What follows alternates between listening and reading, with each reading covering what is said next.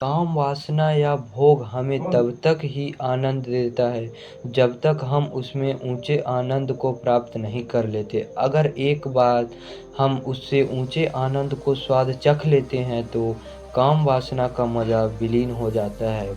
युवावस्था एक आदमी के जीवन में एक ऐसा समय होता है जिसमें उसकी काम वासना उसके चरम पर होती है। लेकिन अगर उस युवा को कोई ऐसा मार्ग मिल जाए जिससे वह अपनी काम वासना को अपने ध्यान की सीढ़ी बना ले तो उसको पूरा जीवन उसका पूरा जीवन आनंद से भर जाता है। चाहे तो सभी काम वासना से छुटकारा पाना चाहते तो सभी हैं काम वासना से छुटकारा पाना, लेकिन इससे छुटकारा पाने के लिए क्या करें?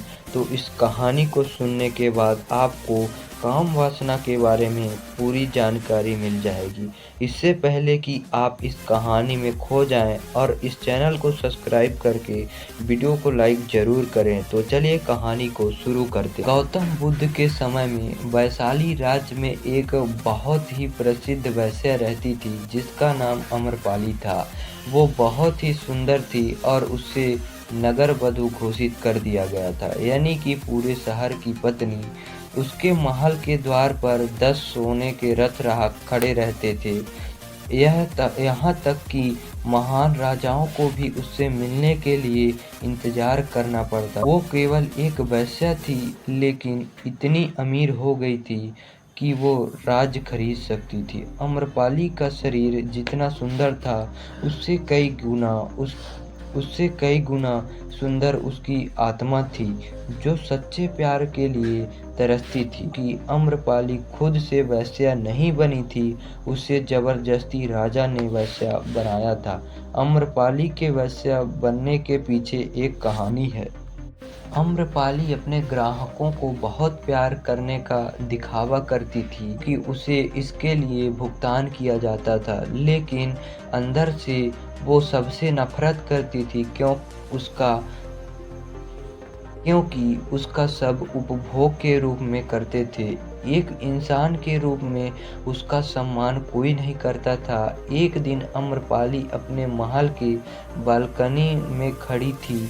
अचानक उसने महल के सामने से एक साधु को गुजरते हुए देखा। साधु के पास कुछ नहीं था एक भिक्षा पात्र के अलावा, लेकिन उसके पास जागरूकता थी और लोगों को अपनी ओर आकर्षित करने का एक अद्भुत शक्ति थी। जब युवा बौद्ध भिक्षु ने ऊपर की ओर देखा तो अम्रपाली उसे देख रही थी। उस युवा भिक्षु ने अम्रपाली की ओर देखते हुए बेहद ही सम्मान भाव के साथ अम्रपाली को प्रणाम किया। अम्रपाली एक टक उसी युवा को देखती रही, क्योंकि पहली बार किसी ने अम्रपाली को सम्मान की नज़रों से देखा था। किसी ने पहली बार उससे इंसान का एहसास दिलाया था। अम्रपाली तुरंत सीढ़ियों से नीचे उतरी और बाहर आकर उसने वह बौद्ध भिक्षु के पैर छुए और कहा, हे प्रभु, कृपया आप एक दिन के लिए मेरे मेहमान बने और मेरे महल में चलकर भोजन स्वीकार करें। इसके बाद अम्रपाली मेरे निमंत्रण को ना करें, क्योंकि पहली बार मैंने किसी को निमंत्रण दिया है। मुझे हजारों बार राजाओं के सम्राटों में आमंत्रित किया गया है, लेकिन मैंने कभी किसी को आमंत्रित नहीं किया। आपका निमंत्रण। युवा भिक्षु के सम्मान पूर्वक अम्रपाली का निमंत्रण स्वीकार करते हुए भोजन ग्रहण किया। भोजन देने के बाद अम्रपाली ने कहा, प्रभु, आज से 3 दिनों के बाद बारिश का मौसम शुरू होने वाला है, जो कि 4 महीनों तक रहेगा, और को अपने घरों में 4 महीने तक रहने के लिए आमंत्रित करती हूँ। आने वाले 4 महीने के ये महल आपका आश्रम होगा। आपको पूर्ण रूप से आश्वस्त करती हूँ कि मैं किसी भी प्रकार से आपके ध्यान में बाधा नहीं बनूंगी, बल्कि जितना मुझसे हो सकेगा आपके ध्यान की सुविधा को सुगम बनाने का प्रयास करूंगी। उस साधु ने कहा, माफ़ कीजिएगा देवी, लेकिन इस विषय में मैं स्वयं निर्णय नहीं ले सकता हूँ। अपने गुरु बुद्ध से पूछ लूँगा, अगर वह मुझे अनुमति देंगे तो मैं आपके महल में आश्रय अवश्य स्वीकार कर लूँगा।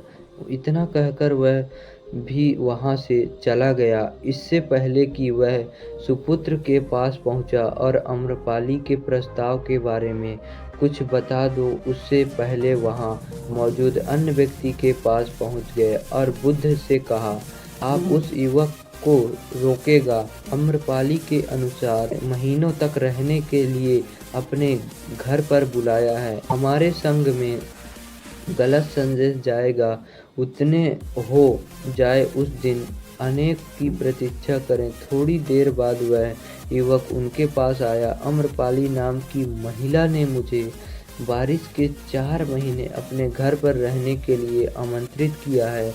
मैं उसकी निमंत्रण का भी कोई जवाब नहीं दिया। मैंने उससे कहा कि अगर आप मुझे उनके घर पर रहने के लिए आज्ञा देंगे तभी मैं उसके घर पर रहने के लिए जाऊंगा। आप जो कहें वही करूंगा। और आम्रपाली के विषय में विशेष शब्द का प्रयोग न करते हुए केवल महिला शब्द का प्रयोग किया। उसने उस युवा बिट्टू की आंखों में देखा और कहा, तुम रहती तो तभी अचानक ही पूरा विश्व खड़ा हुआ है। बोला, यह सही नहीं है। इसका कहना है कि आम्रपाली नाम की महिला ने अपने घर के लिए आमंत्रित किया है, लेकिन वह एक महिला ने कहा, मैं जानता हूँ और इस शब्द का प्रयोग नहीं किया। इनका अर्थ है जिसके मन में उनके लिए सम्मान का भाव है, इसलिए इनको वहाँ रहने की अनुमति दे रहा हूँ। वहाँ मौजूद हजारों लोगों को विश्वास नहीं हो रहा था। घर में रहने की अनुमति दे दी है। अगले 3 दिनों के बाद लेने के लिए चला गया। उसके जाते ही वहाँ उपस्थिति अन्य विषयों उनके विषय तरह तरह की बातें बनाने लगे। बुद्ध ने सभी को शांत करते हुए कहा, मुझे मेरे ऊपर विश्वास है। मैंने उसकी आंखों में देखा है कि उसके भीतर एक भी भोग की इच्छा नहीं थी। अगर उस बिट्टू का ध्यान दे रहा है तो वह आम्रपाली के रिश्ते को परिवर्तन कर देगा, और अगर विश्व का ध्यान गहरा नहीं है तो आम्रपाली शारीरिक आकर्षण से विश्व को परिवर्तित कर देगी। ध्यान और शारीरिक आकर्षण का उत्तर हमें 4 महीने बाद मिलेगा। उसकी बात सुनकर वहाँ पर उपस्थित हुए कहा कि वर्षा ऋतु के 4 महीने बीत गए और वह युवक के पास आया। उसने आते ही उनके पैर छुए। उपस्थित हुए कहा कि वर्षा ऋतु के 4 महीने बीत गए और वह युवक के पास आ गया। उसने आते ही उनके पैर छुए और उसी हुई थी। आप शिक्षित होना चाहती थी कि महिलाएं केवल सुंदर हैं, बल्कि इसकी आत्मा भी उतनी ही सुंदर है जितनी आपका कल तक कर सकते हैं। दुर्गा में पहली बार देखने भर से किसी युवक से प्रेम करने लगती थी।